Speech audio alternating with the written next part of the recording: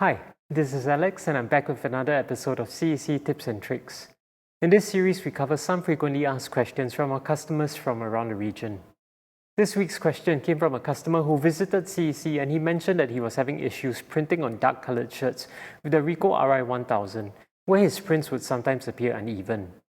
We looked at the samples and concluded that this was caused by the pre-treatment process. Therefore, in today's episode, we're going to take a look at what's the best way to apply pre-treatment on dark-coloured shirts. First, a little background. The Ricoh Ri1000 comes with the ability to print white, which is important when printing on dark-coloured shirts. However, when printing with white, the shirts first need to be pre-treated before printing. There are many different ways in which the pre-treatment can be applied, so let's take a look at a few common ways that we've tried here in CEC.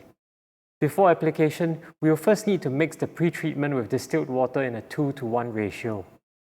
The first method we'll take a look at is applying pre-treatment using a paint roller. When selecting a paint roller, make sure to select one with a short nap. This will ensure that you get smooth coverage when applying your pre-treatment. The application procedure is relatively simple as seen, but depending on where you are, finding a good quality paint roller may be difficult. You'll want to apply enough pre-treatment such that the shirt is well covered by the solution. It's okay to use a bit more rather than less, as it will help the colours be more vibrant. The next method is by using a manual hand sprayer that is able to spray a fine mist.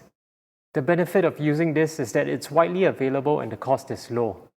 However, the downside is that the pressure is not consistent, so it's harder to get an even application. After spraying on the solution, we then use a squeegee to even out the coverage. Note to keep to one direction, either top to bottom or side to side. The final method that we'll be looking at is by using an electric hand spray. This is similar to the hand spray that we looked at earlier, but with a few additional benefits.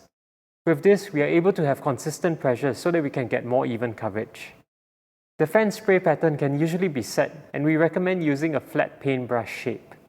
The downside to this is that it's also the most costly among the three ways that we're looking at today.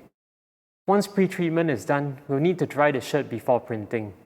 There are multiple ways to do this, such as line drying or throwing it into a dryer depending on your environmental conditions, as well as how much time you have.